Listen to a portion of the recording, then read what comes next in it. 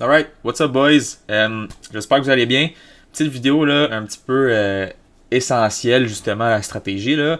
On parlait de points d'entrée et de structure. Vous m'entendez souvent parler de structure dans le Discord. J'ai remarqué qu'il n'y a pas tout le monde qui savait ce que je voulais dire par structure. Fait on va commencer par comprendre là, c'est quoi une maudite structure puis comment qu'on fait pour les identifier. Premièrement, là, il y a plusieurs façons de voir les marchés, mais selon moi, c'est soit une impulse ou une structure. Okay?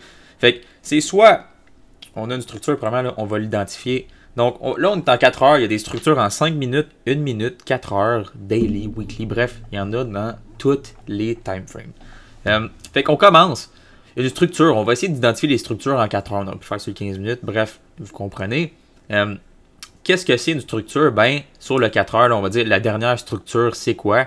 Ben, c'est ça ici. Ce beau rectangle-là, là, en gros, une structure, là, c'est une genre de consolidation. Fait que ça, peut-être pas, je dirais plus là, à partir de là. Fait que ça, c'est une structure. Après ça, des structures, il y en a beaucoup. Après ça, il y en a des plus petites. On peut avoir ça. Ça, c'en est une. Ça ici, c'en est une. Ça, c'en est pas une. Ça, c'est une impulse. Tu peux pas vraiment prendre de trade dans ces eaux-là. Pourquoi? Il n'y a pas de retracement. Il n'y a pas, tu sais, peut-être que ça, là, tu pourrais dire que c'en est une mini, là, mais pas tant que ça, ok? Ça, c'est une impulse. Ok, on va dire que ça, c'est une mini-structure parce que si tu le mets sur 1 heure, ça va être une belle structure. Bref, ça, c'est une impulse. Ça, c'est une impulse down. Ça, c'est une structure. Puis, bref, tu vois que si ça descend ou ça monte drastiquement, on appelle ça un impulse, ben, si ça se met là à genre de consolider, puis à retracer, puis vraiment, là, tu sais, venir un genre de rectangle ou carré, comme ça, ben, c'est une structure. Comme je dis, il y a des structures plus petites, il y a des structures plus grosses. C'est sûr que ces petites-là, on va mieux les voir en 1 heure, 15 minutes. Mais tu sais, ceux-là, c'est des grosses qu'on voit là en 4 heures. Puis tu sais, si tu mettais sur le 15 minutes, ben là, il y aurait sûrement plein de structures dans cette structure-là. Donc, qu'est-ce que c'est une structure? C'est ça. C'est là une genre de grosse consolidation. Bon, maintenant qu'on a la définition d'une structure, premièrement, là, c'est dur d'expliquer avec des mots précis c'est quoi une structure, à part de dire que c'est genre une mini-consolidation. Il n'y a pas de terme super précis pour te dire c'est quoi. Je vais l'expliquer du mieux que je peux. Maintenant, on va essayer de transférer ça sur le petit time frame, en fait le 5 minutes, pour vraiment là, trouver des structures d'entrée. Donc, on va, sans regarder, là, on va commencer par celle-là parce que c'est la plus récente puis je viens de l'avoir. Donc, ici, on va dire que on avait un FIB 61 puis une trendline qui passait par là, puis on va dire qu'il y avait une EMA, ok?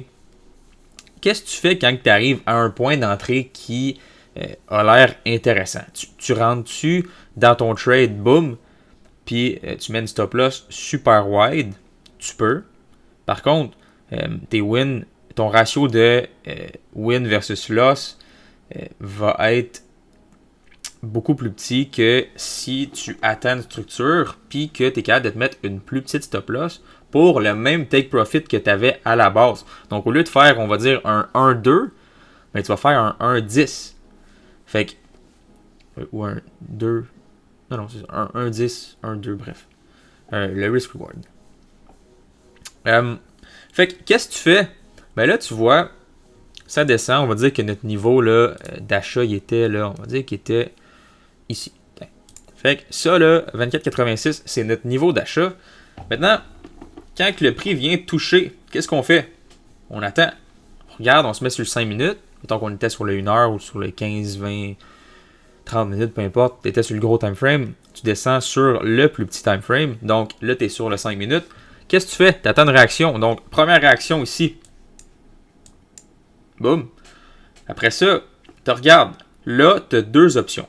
Soit tu y vas pour l'entrée super agressive, mais qui a beaucoup de chances de se faire stop. Donc, moi, souvent, qu'est-ce que je fais? Ça me dérange pas de prendre une stop loss au premier essai. Après ça, si ça ne fonctionne pas, je vais essayer un deuxième essai qui va être beaucoup plus patient. Donc, ce que je ferais dans ce trade-là, mais premièrement, j'ai ma zone de niveau ici. Ensuite, On voit qu'il y a une réaction. Boum, on close en dessous, par-dessus, je veux dire, excuse. On redescend. Il vient toucher à notre zone encore. Qu'est-ce que je ferais? Je prendrais un buy direct. Stop loss en dessous de la wick ici. Bon, finalement, ça n'aurait pas fonctionné. Il serait venu nous sortir. Fait que là, on aurait perdu 16 pips. OK. Après ça, on continue de regarder parce que là, peut-être que le trade va continuer puis il va descendre en bas ou peut-être qu'il va remonter en haut puis que, dans le fond, il est juste venu nous sortir comme qu'il a fait là-dessus. Fait que là, t'attends. Oups, beau close. OK. Après ça, beau close. Après ça, on a une close là assez bullish.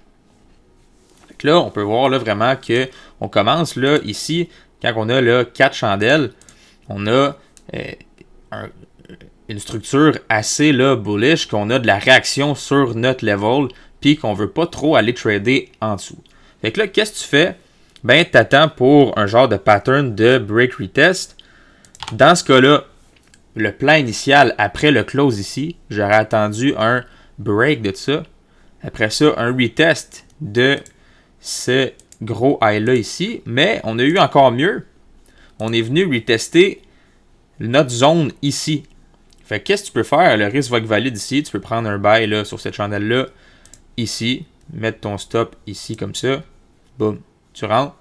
C'est sûr que c'est plus scary un peu de prendre un trade comme ça. Mais quand on a une structure là, de 1, 2, 3, 4, 5 chandelles, 6 chandelles même sur un niveau, puis on voit qu'il ne peut pas venir trader en dessous, c'est valide de le prendre. Fait que tu attends juste un retracement qui va, qui va fitter ton risque que tu veux utiliser. Tu sais, exemple, moi, là, habituellement, j'y vais entre 10 et 30 pips. Ça peut arriver que je vais risquer 40 pips, ça peut arriver que je vais en risquer 5, tout dépendant du marché.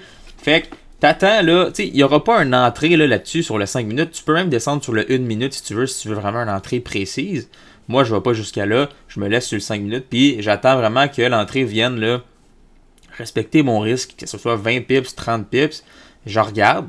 Puis, ben, dans ce cas-là, probablement là, que 25 pips, là, ici, je serais rentré là. J'aurais mis ma stop loss en dessous. Puis, ben là, regarde, t'attends que ça brise, t'attends qu'il vienne faire une genre de petite structure en haut. Tu te mets à break-even.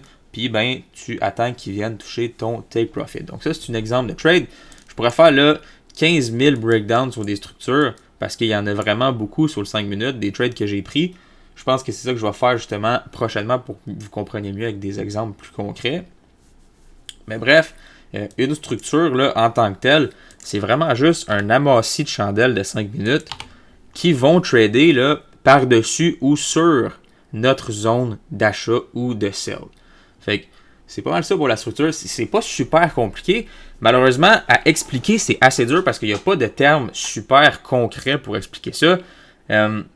Ça va venir avec l'expérience. Une fois que tu vas en avoir vu là, des milliers et des milliers, quand ça va faire là, 1 an, 2 ans que tu fais juste regarder ça sur le 5 minutes, tu finis par les reconnaître puis vraiment voir que, OK, des très bonnes chances que celle-là fonctionne, des très bonnes chances que celle-là ne fonctionne pas, mais malheureusement, c'est ce genre d'affaire qui s'apprend vraiment juste avec l'expérience. Fait que ce qu'il faut que tu fasses, mets-toi sur le mode replay sur TradingView, retourne à là 1 an, 2 ans sur Gold, place-toi sur le daily, place-toi sur le 1 heure, place-toi sur le 5 minutes après, puis fais-toi des trades, backtest-les en masse, les structures sur le 5 minutes, je te garantis, tu vas finir par beaucoup mieux les comprendre.